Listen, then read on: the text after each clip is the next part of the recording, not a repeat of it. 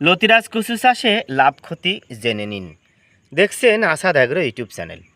প্রিয় দর্শক, শীতকাল অতিক্রম করার প্রান্তে দেখতেন বিধায় লতিও কিছু বের হওয়া শুরু হয়েছে। লতি মূলত সবজি। প্রিয় দর্শক, ৩৩ শতকে চারা থেকে চারার দূরত্ব ১ হাত, সারি থেকে সারির দূরত্ব ১.৫ হাত। এই নিয়মে প্রতি শতকে চারা রোপণ করতে হয় ১৩০ পিস। মোটামুটি ৩৩ শতকে ৪২০০ থেকে ৪৫০০ চারা লেগে যায়।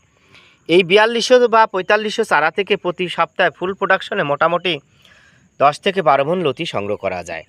এখন যারা লতিরাজ কচু চাষ করবেন, যখন লতির ফলন আসবে, লতির প্রতি মণ ৪,০০০ থেকে ৪৫০০ টাকা দরে অনায়াসে বিক্রি করা যায়। তাই ১ বিঘা জমি থেকে যাবতীয় খরচ বাদ দিয়ে ২ থেকে ২.৫ লক্ষ টাকা ইনকাম করা যায়। তাহলে বুঝতেই পারছেন লতিরাজ কচু চাষ কতটা লাভজনক।